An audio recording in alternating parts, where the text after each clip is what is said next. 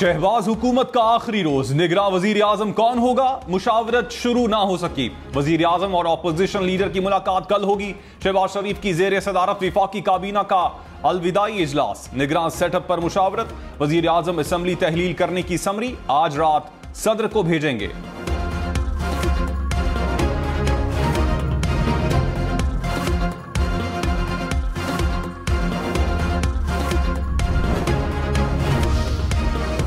वज़ीर आज़म शहबाज शरीफ ने कहा कि 9 मई पाकिस्तान को तबाह करने की साजिश थी। रियासत, फौज और सिपह सालार के खिलाफ साजिश की गई। साजिश के नताइज इतने भयानक होते जिसका सोचा भी नहीं जा सकता था। कितना भी पत्थर दिल हो, शहीदों और गाजियों की तौहीन नहीं कर सकता। 9 मई के दिलखराश वाक़े को यौम सियाह के तौर पर याद रखा जाएगा। कौमी इत्तेहाद इंतहाई ज़रूरी है, इसके बगैर मुल्क नहीं चल सकता। बिलावल भुट्टो ने कहा, झूठ और किरदार कुशी की सियासत ज्यादा देर नहीं चल सकती। पीपल्स पार्टी खिदमत की सियासत पर यकीन रखती है। एक वजीर आजम था जो कहता था कि 50 लाख घर बनाऊंगा। उस वजीर आजम को 4 साल मिले, वो एक घर नहीं बना सका। नौकरियों और घरों का वादा करने वालों ने अवाम को मायूस किया। ये फर्क होता है पीपल्स पार्टी और सिलेक्टेड हुकूमत का। घर बनाने के प्रोग्राम को पूरे पाकिस्तान में फैलाएंगे।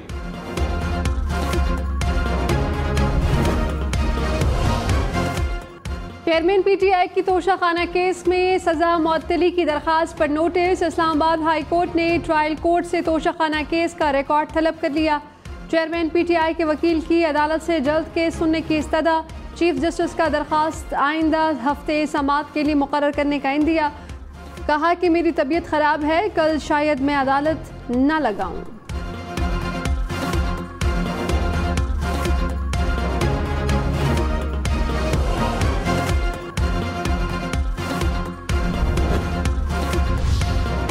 सेनेट और कौमी असम्बली से पेमरा तरमीमी बिल मंजूर। वजीर इत्तलात मरियम औरंगजेब ने कहा, बिल को पढ़े बगैर उसे मुतनाज़े बनाया गया। लोगों की जहन साजी की गई कि यह काला कानून है।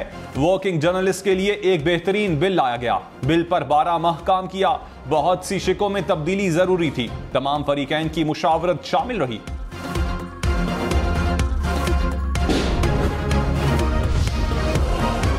Army chief general Syed Asim Munir ने कहा कि पाक फौज मौजूदा और आने वाले चैलेंजेस से निपटने के लिए पुरज़्म है। अफवाज पाकिस्तान के पास दुश्मनों के मज़मूम अज़ाइम को नाकाम बनाने की सलाहियत है।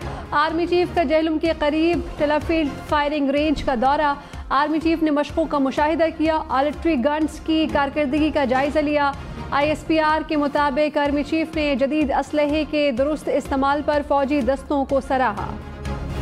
बिजली ₹1.81 फी यूनिट महंगी। कीमत में इजाफे का इतलाक अगस्त के बिलों में होगा।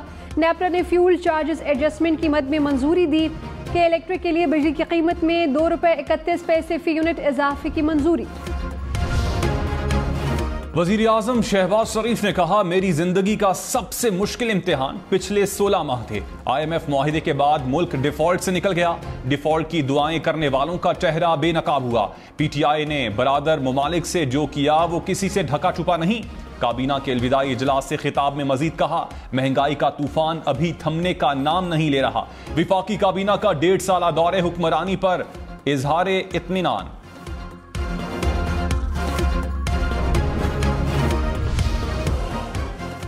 मुल्क में वक्त पर इंतखाबात कराए जाएं।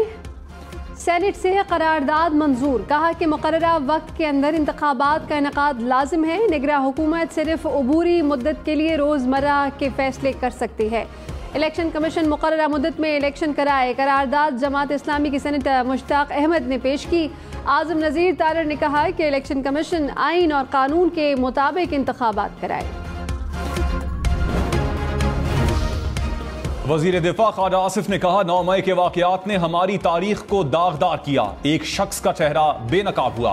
उस शख्स ने सौदागरी की, पैसे लेकर अपने अकाउंट में जमा करवाए। कमान की तब्दीली को मुतनाज़े बनाने की कोशिश की गई। नवंबर के बाद मुल्क में इस्तेहकाम आया। इलेक्शन होंगे, नई असम्बली आएगी तो मजीद इस्तेहकाम आएगा। आने वाली हुकूमत के लिए सबसे बड़ा मसला मईशत होगा।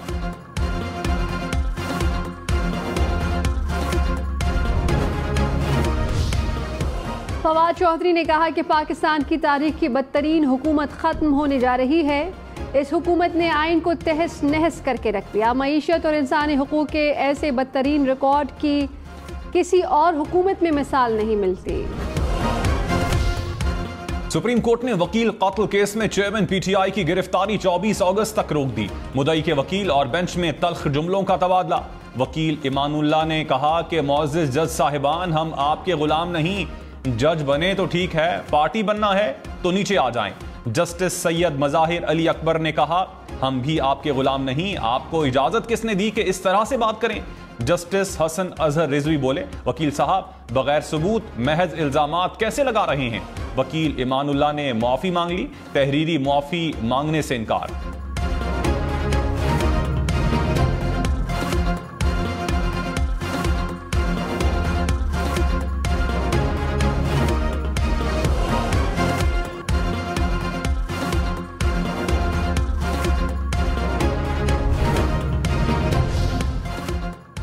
Absolutely not. Justice Syed Mazahir Ali Akbar Naqvi ने वकील अमानुल्लाह कंजानी की ज़बानी माफ़ी कबूल करने से इनकार कर दिया। जस्टिस याहिया आफरीदी ने जस्टिस मज़ाहिर अली अकबर नकवी से कहा कि क्या आप माफ़ी कबूल कर रहे हैं। जस्टिस मज़ाहिर अली अकबर नकवी ने कहा, absolutely not. Justice Hasan Azhar Rizvi ने कहा कि माफ़ी इस शर्त पर कबूल कर रहा हूँ कि ये इल्ज़ामात वापस लें। हमने 35 साल इस शोबे में इज्जत से काम किया है। वजीर आला सिंध मुराद अली शाह ने कहा, पंजाब, सिंध, खैबर पख्तूनख्वा और बलोचिस्तान के वोट से बिलावल भुट्टो वजीर आजम बनेंगे। बिलावल भुट्टो वजीर आजम बनकर पूरे मुल्क की खिदमत करेंगे। गुज़श्ता हुकूमत ने हमें विफाकी हुकूमत से कुछ नहीं मिला। 1 साल से कम अरसे में सिंध हुकूमत ने वो तमाम काम किए जो लगता था मुमकिन नहीं।